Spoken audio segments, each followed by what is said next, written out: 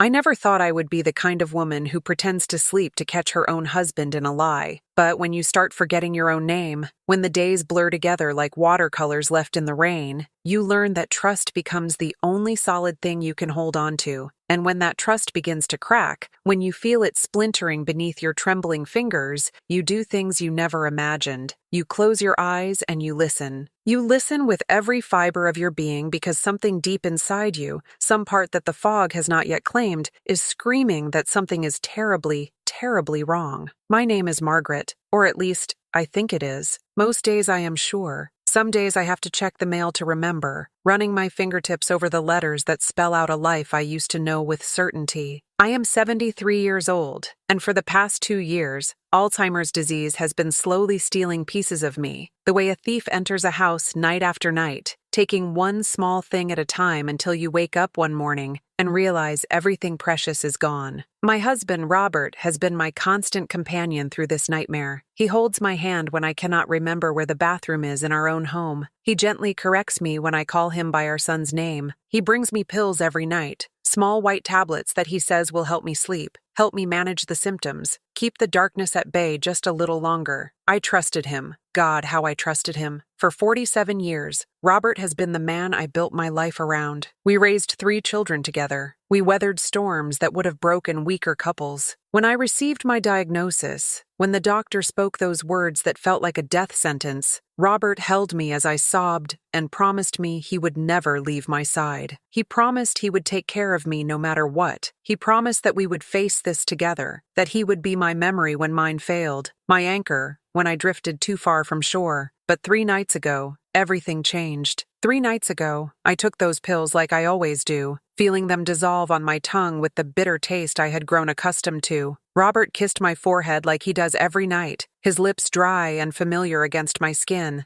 and he whispered that he loved me. I felt the heaviness creeping through my limbs, that familiar pull into unconsciousness that comes 20 minutes after I swallow those tablets. My eyelids grew heavy. The room began to soften at the edges. But this time, just as I was about to slip under completely, I heard something that made my heart stop. I heard Robert's phone buzz on the nightstand. I heard him pick it up, and through the thick fog of whatever was pulling me down into sleep, I heard him whisper to someone, his voice low and careful, the voice of a man who thinks he is alone with his secrets. He said, "She is almost out. Give me 10 more minutes, and she will be completely gone for the night. These new pills work even better than the last ones. She does not suspect a thing." My blood ran cold. Every instinct in my body screamed at me to open my eyes, to confront him, to demand answers. But something stronger took over, some survival instinct I did not know I still possessed. I kept my eyes closed. I kept my breathing steady and deep. I let him believe I was unconscious, and I listened. Oh God, how I listened. You have to understand what it feels like to be trapped in your own body, aware but unable to move, your mind racing while your husband, the man who vowed to protect you in sickness and in health, believes you are sedated and helpless. Every word he spoke after that felt like a knife sliding between my ribs. He moved around the room quietly, his footsteps soft on the carpet we picked out together 30 years ago. I heard him open drawers. I heard papers rustling. I heard him speaking again, his voice still hushed but more relaxed now, more confident. "I cannot keep doing this much longer," he said to whoever was on the other end of that phone. "The stress is killing me. Every day I have to pretend to care, pretend to be the devoted husband. Do you know how exhausting that is?" She does not even remember half the conversations we have. Some days, she thinks I am her father. Yesterday, she asked me when we were getting married, like we are still young and our whole lives are ahead of us. It is pathetic. The word hung in the air like poison gas. Pathetic. He thought I was pathetic. This man who had whispered love into my hair on our wedding night. This man who had held our babies and cried tears of joy. This man who had promised, just 2 years ago when my mind started slipping, that I would never face this alone. He thought I was pathetic, and he was drugging me. Heavily, deliberately, every single night. I wanted to scream.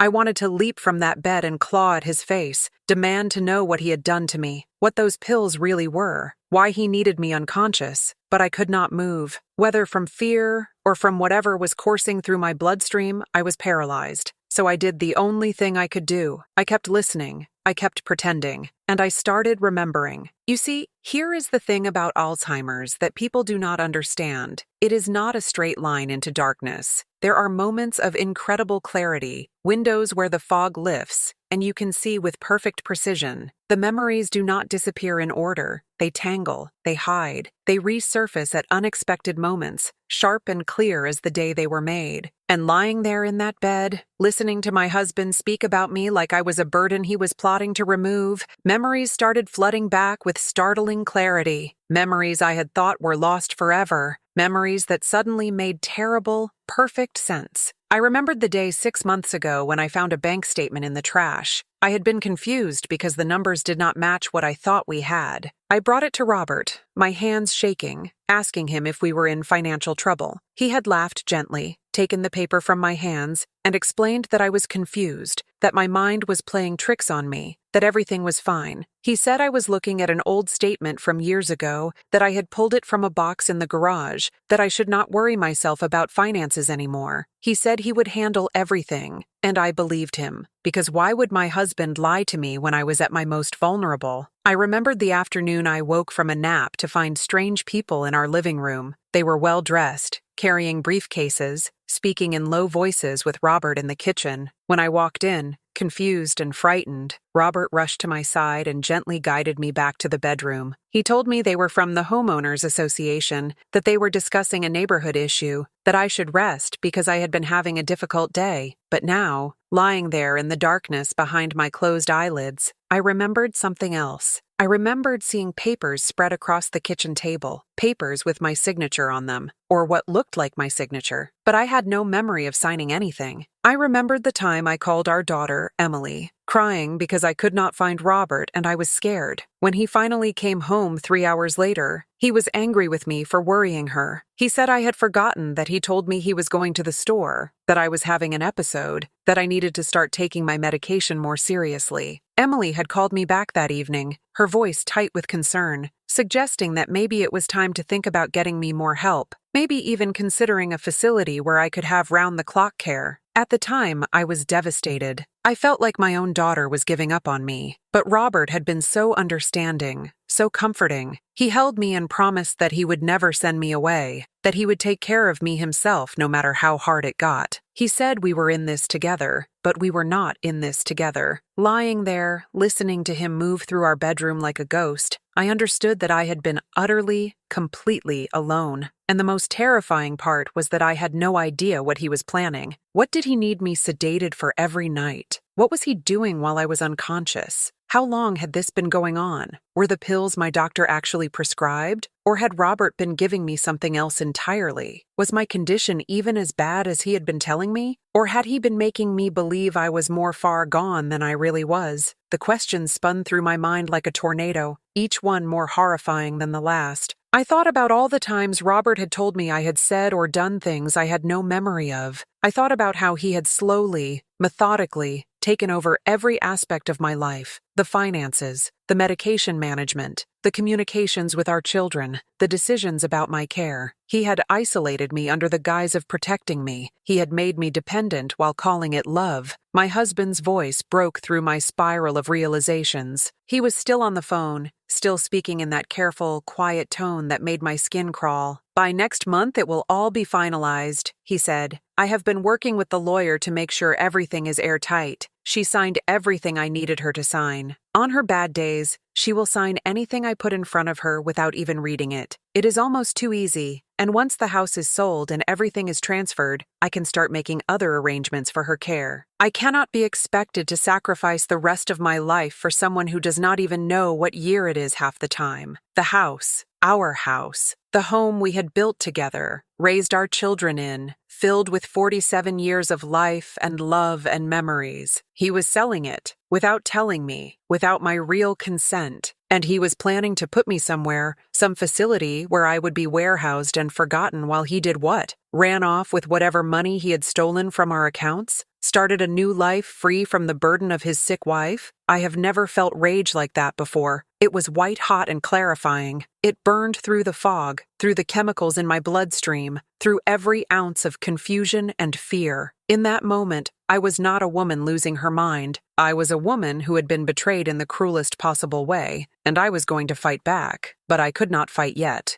Not while I was weak and drugged and alone in the dark with a man who was clearly capable of far more deception than I had ever imagined. So I stayed still. I kept my breathing even. I let the medication pull me down into real sleep eventually. But before I went under completely, I made myself a promise. I promised that I would not let him know I knew. I promised that I would be smarter than he thought I was. I promised that I would find a way to protect myself, even if my mind was betraying me, even if I could not trust my own memories, even if I was fighting a battle on two fronts against both disease and the person who was supposed to be my greatest ally. When I woke the next morning, Robert was already up, making breakfast like nothing had happened. The smell of coffee and eggs filled the kitchen. He smiled at me when I shuffled in wearing my bathrobe, my hair wild from sleep. He pulled out my chair and kissed the top of my head and asked me how I slept. I looked at him, this man I had loved for nearly 5 decades, and I did not recognize him. His face was the same, those blue eyes I had gazed into on our wedding day, those hands that had held our newborn babies. But there was a stranger inside that familiar body, a stranger who was plotting against me, a stranger who thought I was too far gone to notice or care. I am going to tell you something now that might be hard to understand. That morning, sitting across from Robert at our kitchen table, eating eggs I could barely taste, I made a decision.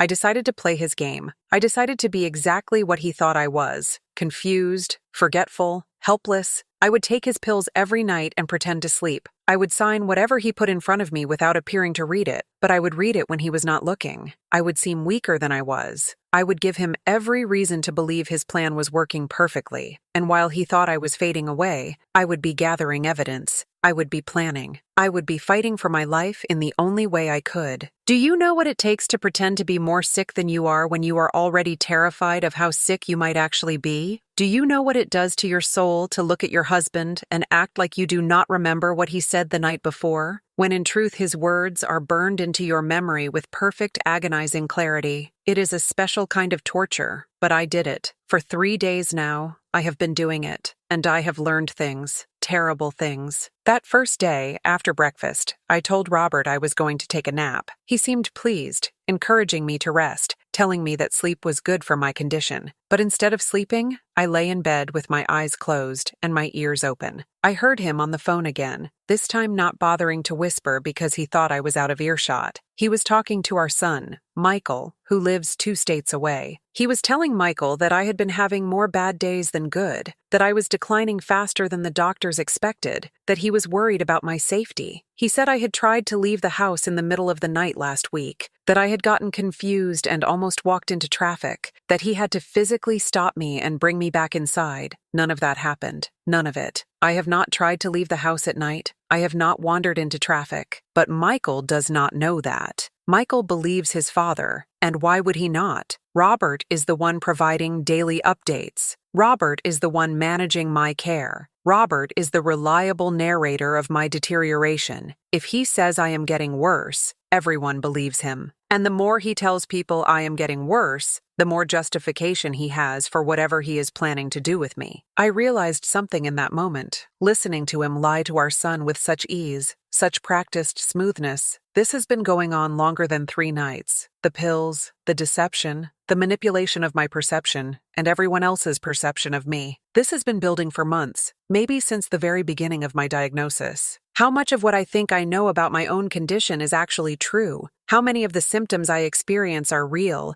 and how many are the result of whatever Robert has been giving me? That afternoon, I did something dangerous. When Robert went to the garage to work on some project, I went into our bathroom and I looked at my pill bottles. There were 5 of them lined up on the counter, each with a label from the pharmacy, each with my name and the doctor's instructions. I opened them one by one. Some I recognized. The small yellow pills for cholesterol that I had been taking for years, the blood pressure medication. But there were 2 bottles I did not recognize. I took out my phone, the one thing I can still mostly operate on my good days, and I took pictures of the pill names. Then I did something Robert would never expect from his confused, helpless wife. I Googled them.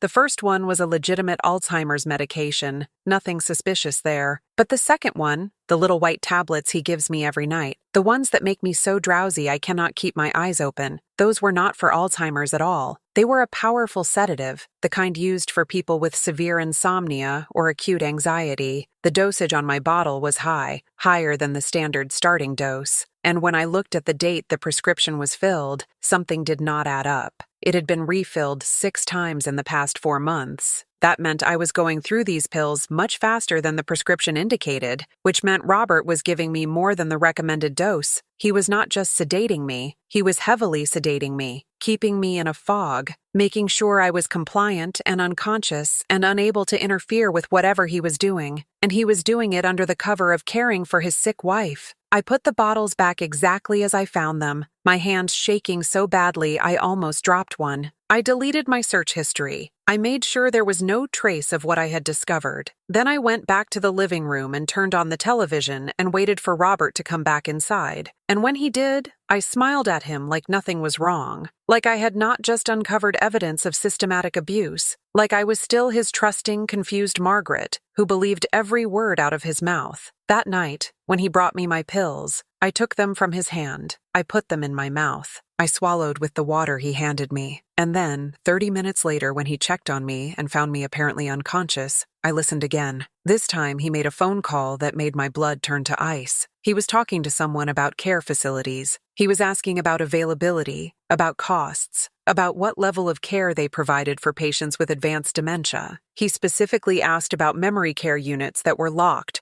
where patients could not leave without staff assistance. He asked if they accepted patients who were prone to wandering, who needed 24-hour supervision, who could become aggressive or confused. I am none of those things. I forget things, yes. I have bad days where names escape me and time feels slippery, but I am not violent. I am not a danger to myself. I do not need to be locked away. But Robert was describing a version of me that did not exist, building a narrative that would justify putting me in the most restrictive, isolated setting possible. And once I was there, who would hear me if I tried to tell them the truth? Who would believe the rambling accusations of a woman with Alzheimer's against her devoted husband, who had sacrificed so much to care for her? If you have ever felt helpless, truly helpless, you understand what I felt lying in that bed. If you have ever been in a situation where the person who is supposed to protect you is the person you most need protection from, you know the special kind of terror that gripped me. And if you are watching this because someone you love is struggling with memory loss or dementia, if you are the caregiver or the family member trying to do the right thing, I need you to hear this. I need you to understand that the most vulnerable people in our society, people whose minds are failing, people who cannot always advocate for themselves, are at risk in ways most of us never consider. Before we go any further, I need to pause for a moment because something tells me you understand what I am going through. Maybe you are caring for someone with Alzheimer's or dementia. Maybe you have watched someone you love disappear piece by piece into the fog. Maybe you are the one experiencing memory loss, and you feel scared and alone and uncertain about who you can trust. If any of that resonates with you, if my story is touching something deep in your heart, I want you to do something for me right now. I want you to leave a comment below. It does not have to be long or complicated. Just write this. I hear you and you are not alone. That is it. Just those simple words. Because here is what I have learned through this nightmare. The worst part is not the disease. The worst part is not even the betrayal. The worst part is feeling like no one sees you, like no one understands, like your voice does not matter anymore. When you leave that comment, when you write, I hear you and you are not alone, you are doing 2 things. You are telling me and everyone else watching that we matter. And you are creating a space where people who feel invisible can see that there is a community of us, that we do not have to suffer in silence. So please, take just a few seconds right now. Scroll down and comment. I hear you and you are not alone. Let your voice be added to the chorus of people who refuse to let this disease,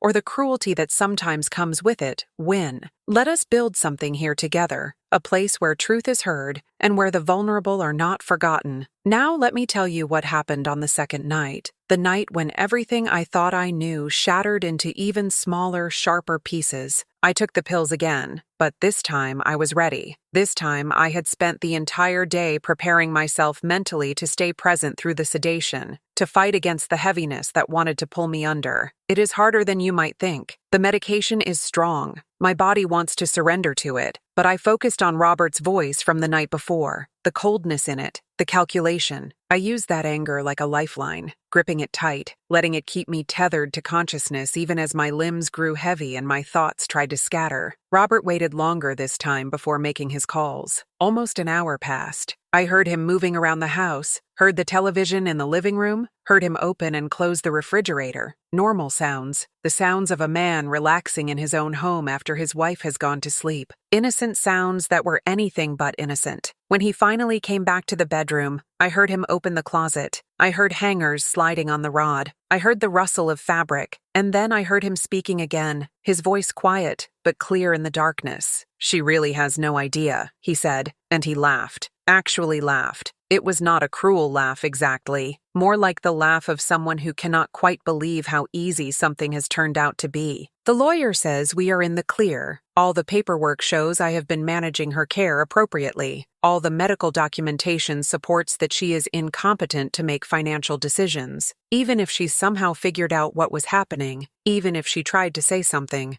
who would believe her? She can barely remember what she had for breakfast." The word incompetent hit me like a physical blow. That was the legal term he was using to strip away my rights, my autonomy, my control over my own life. Incompetent. And he had gotten doctors to agree, to sign off on it, to provide documentation that I was too far gone to be trusted with my own affairs. How had he done that? Had he exaggerated my symptoms during my appointments? Had he described episodes that never happened? Had he made me seem worse than I was to medical professionals who had no reason to doubt the concerned husband? I thought back to my last doctor's appointment 3 weeks ago. Robert had driven me, like he always did. He had come into the examination room with me, like he always did. And when the doctor asked me questions, Robert had answered many of them for me. At the time, I had been grateful. I was having a foggy day, struggling to remember dates and details, embarrassed by my own failing mind. Robert had smoothly filled in the gaps, telling the doctor about my decline, about my confusion, about incidents I could not quite remember. The doctor had nodded sympathetically, made notes in my chart, and discussed adjustments to my medication. It had all seemed so caring, so appropriate. Robert was helping me through a difficult medical situation, but now I understood. He was not helping me. He was building a case against me. Every appointment was an opportunity to paint a picture of a woman more incapacitated than she really was. Every story he told the doctor became part of my official medical record, documentation that could be used to prove I was incompetent. And I had sat there, grateful for his support, never imagining that his words were chains being wrapped around my future. That second night, Robert talked on the phone for almost 20 minutes. He talked about money, about investments, about transfers he was making. He mentioned amounts that made my head spin, our retirement accounts, the equity in our home, savings I did not even know we had. He was moving it all, systematically and methodically, into accounts I apparently had no access to. He talked about how he had to time things carefully, how he could not move too much at once, or it would raise red flags, how he had been working on this for over a year. This plan, this betrayal, this theft of my life and my assets and my future had been in motion for over a year, which meant it started right around the time I was diagnosed. The moment I became vulnerable, the moment I needed him most, that was when he decided to destroy me. And he had been so patient about it, so careful, so methodical. He had not rushed. He had not made obvious mistakes. He had played the long game, knowing that time was on his side, that every day my condition would make it easier for him to do what he wanted. I am not going to lie to you. Lying there, listening to my husband casually discuss how he was dismantling my entire life, I wanted to die. Not from the Alzheimer's, but from the grief of understanding that the person I had trusted most in the world, the person I had built a life with, was a stranger. Or maybe he had always been this person, and I had been too in love, too trusting, too naive to see it. Maybe the man I thought I married never really existed. Maybe Robert had always been capable of this kind of cruelty, and he had just been waiting for the right opportunity. But then something shifted in me. Lying there in the dark, I realized something important. I realized that Robert had made a mistake. He had underestimated me. He thought Alzheimer's meant I was finished, that I was already gone, that the person I used to be had vanished and left behind only a shell he could manipulate. But I was still here. My mind was compromised. Yes. My memory had holes in it. Yes. But I was still Margaret. I was still a woman who had raised 3 children, run a household, managed a career for 25 years before retiring. I was still a person who could think and plan and fight, and I was going to prove it. The next morning, I did something Robert never expected. I asked him to take me to the bank. I told him I wanted to see our accounts, that I was feeling anxious about our finances, that it would help calm me down to see that everything was okay. He looked surprised, maybe even a little worried, but he covered it quickly. He smiled and told me that was a wonderful idea, that of course we could go, that he had been trying to protect me from stress, but if it would make me feel better, he would show me everything. We drove to the bank in silence. I looked out the window at streets I had driven down thousands of times, streets that suddenly felt unfamiliar, and I wondered if that was the disease or just the way trauma changes your perception of the world. Everything looked different now. Everything looked dangerous. When we got to the bank, Robert held my arm as we walked in, steadying me like I was fragile, like I might fall apart at any moment. The bank manager recognized us and greeted us warmly. Robert explained that I was concerned about our accounts and wanted to review everything. The manager nodded sympathetically and led us to her office. She pulled up our accounts on her computer screen and turned the monitor so we could both see. And that is when I saw it. That is when the full scope of what Robert had done became undeniable. Our joint checking account, the one we had maintained together for over 40 years, had less than $3,000 in it. Our savings account had $2,000. That was it. $5,000 total in accounts that should have had significantly more, that I remembered having more. I kept my face neutral, kept my expression confused and trusting, but inside I was screaming. Where was our money? Where were the retirement accounts? Where was everything we had built together? I asked, in a small, uncertain voice, if there were other accounts. Robert quickly said that this was everything, that we had simplified our finances to make things easier for me to understand. The bank manager glanced at him and then at me, and something in her expression made me think she did not quite believe him. But what was she going to do? I was the woman with Alzheimer's. He was the responsible spouse. If he said this was everything, who was she to contradict him? We left the bank shortly after. In the car, Robert patted my hand and told me everything was fine, that we had enough for all our needs, that I should not worry about money anymore. And I smiled at him and said, okay, and I let him think he had successfully managed the situation. But I had learned something crucial. I had confirmation that he was lying, that the money was gone from our joint accounts, that he had hidden it somewhere I could not access. And I had seen the bank manager's expression, that flicker of doubt. Maybe, just maybe, I was not as alone as I thought. That afternoon, while Robert was outside mowing the lawn, I did something I had not done in months. I called our daughter Emily without telling him. My hands shook as I dialed, terrified that I would forget what I needed to say, that the words would scatter before I could get them out. Emily answered on the third ring, and I could hear the surprise in her voice. Mom, is everything okay? Dad usually calls me. That right there told me everything I needed to know. Robert had inserted himself so thoroughly into my relationships that even my own daughter was surprised to hear directly from me. I told Emily I needed to talk to her, that it was important, that I needed her to listen carefully, because I did not know how much time I had before Robert came back inside. I told her about the pills, about the conversations I had overheard, about the bank accounts. I told her everything in a rush, stumbling over words, my voice breaking, terrified that I sounded exactly like what Robert was trying to convince everyone I was. Confused, paranoid, delusional. There was a long silence on the other end of the line. Then Emily said, in a careful voice, Mom, have you talked to Dad about this? Maybe you misunderstood. Maybe the medication is making you confused. And there it was. My own daughter, who I had carried in my body, who I had raised and loved and sacrificed for, did not believe me. She believed Robert. She thought I was having delusions, that my disease was making me paranoid. I tried to explain again, tried to make her understand that I was certain, that I knew what I heard, but I could hear her pulling away, could hear the doubt in her voice. She said she would call Dad, that she would check in, that maybe we needed to talk to my doctor about adjusting my medications. Then she said she had to go, that she was at work, that she would call me later, but I knew she would not call me. She would call Robert, and Robert would tell her that I was getting worse, that I was having episodes, that this was exactly the kind of paranoid delusion common in Alzheimer's patients. I hung up the phone and sat in the kitchen and understood that I was truly alone. My husband was betraying me. My daughter did not believe me. My sons lived far away and got all their information about me filtered through Robert. Even if I told them the truth, even if I showed them evidence,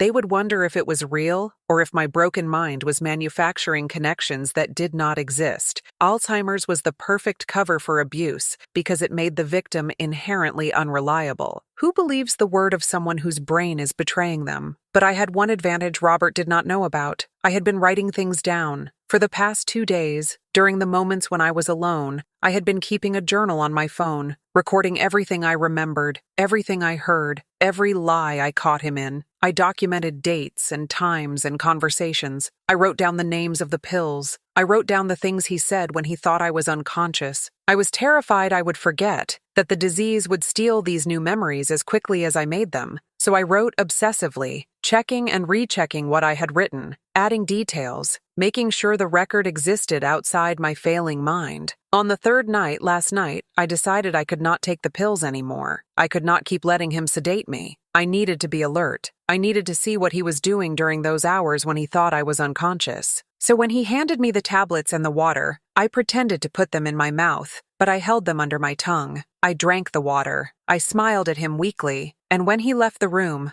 I spit the pills into my hand and hid them in the drawer of my nightstand. Then I lay down and I waited. An hour passed, then 2. I stayed still, breathing deeply and evenly, giving him no reason to check on me more closely. Around midnight, I heard him get up. I heard him moving around the house, but this time I could not hear as clearly because he was farther away. I made a decision. Carefully, slowly, I opened my eyes. The bedroom was dark except for a sliver of light coming from under the door. I sat up, my heart pounding so hard I thought it might give me away. I put my feet on the floor, and I stood up. My legs were shaky, but I was clear-headed in a way I had not been in weeks. No chemicals dragging me down, just pure adrenaline and terror and determination. I walked to the door and opened it just a crack. The hallway was empty. I could see light coming from Robert's office, the small room at the end of the hall that he had claimed as his space years ago. I could hear him talking on the phone again. I crept down the hallway, staying close to the wall, moving as quietly as I could. My heart was hammering. Every creak of the floorboard sounded like an explosion, but I kept moving, driven by the need to know, to see, to understand the full scope of what he was doing. When I reached the office door, which was slightly ajar, I positioned myself where I could see inside without being seen. Robert was at his desk, papers spread everywhere, his laptop open. He was on the phone, and the tone of his voice was different than I had ever heard it. Warm, affectionate, the way he used to talk to me decades ago. He was laughing softly at something the person on the other end said, and then he said words that stopped my heart completely. "I know. I miss you too. Just a few more weeks and we can stop hiding. Once she is settled in the care facility and everything is transferred, we can finally be together without sneaking around. I am so tired of pretending. I just want to start our life. Our life." He was not just stealing from me. He was not just planning to lock me away. He was replacing me. There was someone else. Someone he was making plans with. Someone he was promising a future to while he systematically destroyed mine.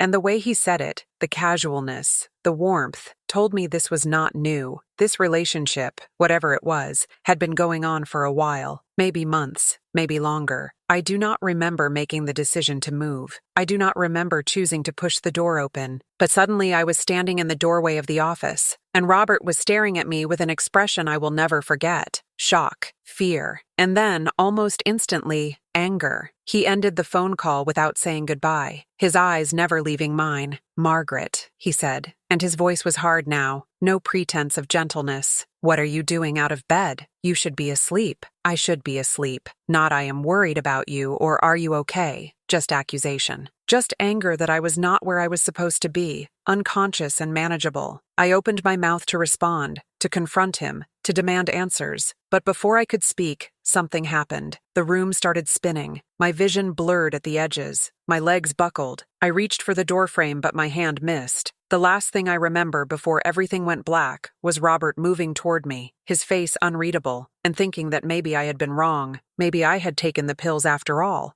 Maybe I could not trust anything anymore, not even my own actions. I woke up in the hospital, bright lights, beeping machines, a nurse checking my vitals, and Robert sitting in the chair beside my bed, looking exhausted and concerned, every inch the devoted husband. When he saw I was awake, he leaned forward and took my hand. His touch made my skin crawl, but I did not pull away. "You gave me such a scare," he said softly. "You fell, honey. You must have gotten confused and gotten out of bed, and you fell and hit your head. I found you on the floor in the hallway. Do you remember?" I stared at him. I did remember. I remembered walking to his office. I remembered hearing him on the phone with someone he was planning a future with. I remembered the look on his face when he saw me standing there, but I also remembered the feeling of the room spinning, the way my body betrayed me, the blackness rushing in. Had I fallen, or had something else happened? And if I told the truth right now, if I said I remember everything, what would Robert do? The nurse was checking something on the machine, not paying attention to our conversation. This was my moment. I could tell her. I could say, "I am being abused. I am being drugged. My husband is stealing from me and planning to lock me away." I could try to make someone hear me, but would they believe me? Or would Robert simply shake his head sadly and explain that I was having delusions, that this was part of my disease, that I had been getting worse lately, and this fall was proof that I needed more intensive care than he could provide at home? I made a choice in that moment. I looked at Robert and I said, in a confused, frightened voice, "I do not remember. I do not know what happened. Everything is so fuzzy." He squeezed my hand. Relief flooded his face. "It is okay," he said. "Do not worry. I am here. I will take care of everything." And that is when I knew. That is when I absolutely certainly knew that I was in danger. Real danger. The kind of danger you might not come back from. Because Robert was not just planning to steal from me and abandon me. He was planning something worse. And my collapse, whether it was caused by stress or by something he did to me when I confronted him,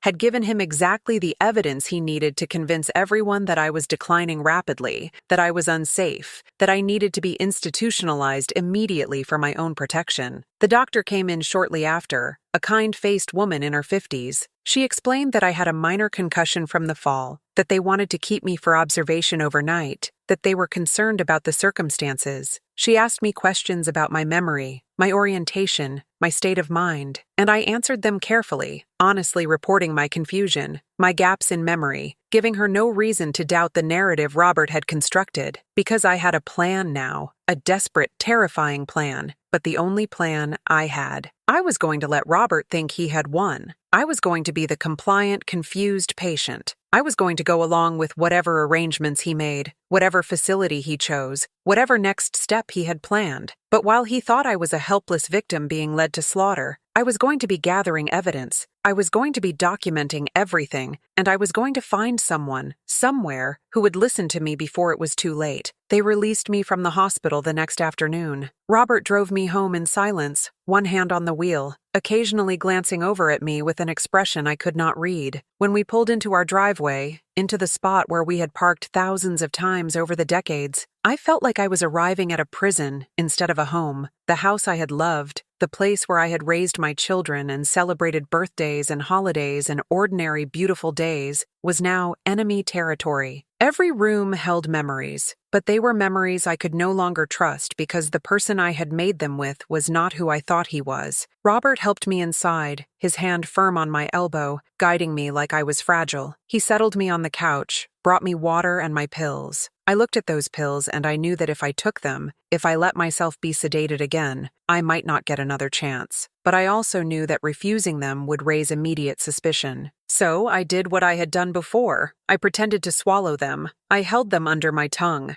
I smiled weakly at Robert and thanked him for taking such good care of me. He seemed satisfied. He told me to rest, that he had some calls to make, that everything was going to be okay. Then he disappeared into his office and closed the door, and I sat there on the couch, the pills burning under my tongue, and I waited exactly 5 minutes before I spit them into my hand and hid them in my pocket. My head was pounding from the concussion. My body ached, but my mind was clear, razor sharp in a way it had not been in months, and I knew I had to use this clarity while I had it. I pulled out my phone and I opened the journal I had been keeping. I read through everything I had written over the past few days, reminding myself of the details, anchoring the memories so they could not slip away. Then I did something that terrified me. I opened my email and I started writing to my children. All three of them, Emily, Michael, and our youngest, Sarah. I wrote everything. The pills, the overheard conversations, the bank accounts, the phone call about starting a new life with someone else. I wrote about the fall and my suspicions about what really happened. I wrote about my fear that Robert was going to institutionalize me and take everything. And then I wrote something else, something I had not let myself fully acknowledge until that moment. I wrote that I was not sure how much of my confusion and memory loss was real, and how much was being caused or exaggerated by the medication Robert was giving me. I wrote that I needed them to get copies of my medical records and compare them to what was actually happening versus what Robert had been reporting.